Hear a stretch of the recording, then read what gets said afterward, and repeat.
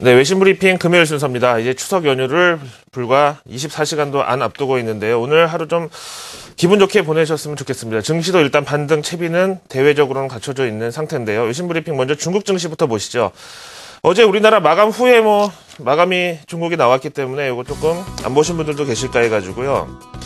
어제 우리 증시 후반부 들어서 중국 상해 지수는 장중한 때 3% 가까이 급등을 했고 결국 2.6% 상승 마감, 그리고 중국의 선진 지수 3.57% 하루 만에 급등장을 연출했습니다. 이에 대해서 신화통신에서는 보시다시피 반응이 뜨겁죠. 중국 정부의 새로운 증시 부양책에 대한 기대 때문이다라고 설명을 하고 있고요. 이에 따라서 낙폭이 컸던 중공업, 금융, 원자재 업종이 어제 급등장을 주도했다는 설명과 함께 중국 증시 거래 금액도 전일 781억 3천억 위안에서 하루 만에 1153억 4천만 위안으로 2배 가까이 급증했다는 내용입니다. 현지 애널리스트들은 최근 들어서 낙폭 과대 혹은 바닥권 인식과 함께 마침 중국 중앙은행인 인민은행의 역레포를 통한 유동성 공급 규모가 주간 기준 사상 최대 규모였다는 소식이 전해지면서 투자자들은 이런 현금 유동성의 중간 유통업자가 될 증권업종 그리고 은행업종에 대한 매수를 늘렸고, 이 금융업종이 먼저 튀어오른 다음에 구리, 광업 등 원자재 업종 그리고 제조업종이 여기에 뒤따랐다는 마감 시황이 나와 있습니다. 중국의 증시 부양책은 아직 구체적으로 공개되지는 않았지만 금융업종이나 주식시장이 사실 이미 완숙 단계에 들어서 유럽이나 미국, ECB, 연준 이런 데보다는요, 중국처럼 금융업이나 이 주식시장이 개발 초기 단계에 있는 이 나라일수록 정부나 중앙은행이 할 수 있는 옵션도 더 많고 또 그 효과도 크겠죠. 우리나라 옛날 8.3 조치, 사채 동결 조치가 그랬고, YS 때 실명제도 그랬고, 자, 이런 차원에서 중국 정부의 증시 부양책에 대해서는 그 실효성과 기대감이 더 크다는 것이 제가 말씀드릴 수 있는 이 뉴스에 대한 해석이 되겠습니다. 자, 이제 유럽으로 가겠습니다. 스페인 2013년 예산안이 공개됐는데, 사실 지난주부터 계속됐던 이 시위는 이를 목표로 한 것, 이것을 타겟으로 한 것으로 보시면 되겠습니다. 제목과 함께 그림 보시면은요, 벌써 일단 노 싫다는 거고요. 스페인 국민들은 이번 스페인 정부의 내년 예산안이 너무 지나친 긴축안, 즉 세금은 더 많이 내야 되는데 정부에서 받는 혜택은 더 쪼그라드는 그런 혹세 무민의 조치다, 이렇게 크게 반발하고 있다는 내용이고요.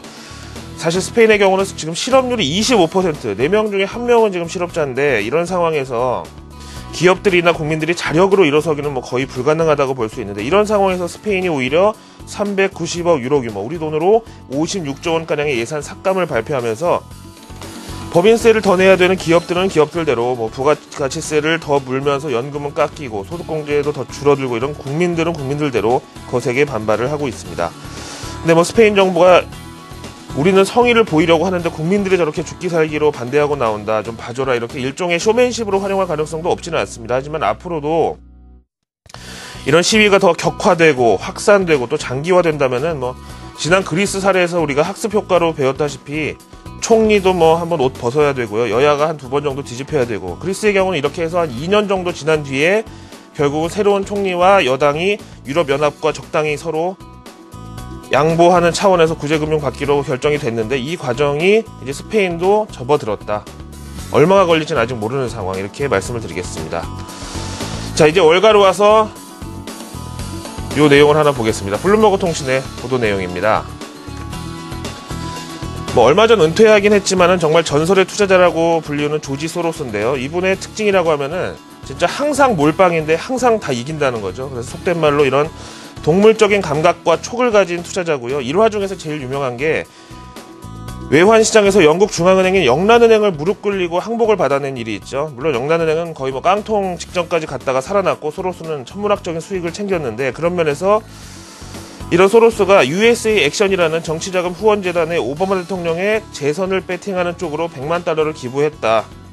그래서 관계자 2사람이 이렇게 발표를 했고, 이에 대해서 소로스 측 대변인은 응답을 거부했다는 그렇게 얘기를 하고 있는데, 사실 지금까지 역사상 월가와 가까운 정당이 공화당이었는데요. 최근에 롬니 후보의 버냉키 연준 의장 공격, 그리고 매파적인 기조 때문에 이제 월가는 얼마 전에 발표된 QE3라든지 이런 양적 완화 조치가 계속 유지되기 위해서는 은근히 오바마 대통령의 재선을 바라고 있다. 그래서 이런 뉴스는 글쎄, 전 세계에서 촉이 가장 발달한 소로스의 오바마 후원 소식에 대해서 조금 묘한 여운을 남기는 그런 느낌이 있어서 한번 살펴봤습니다.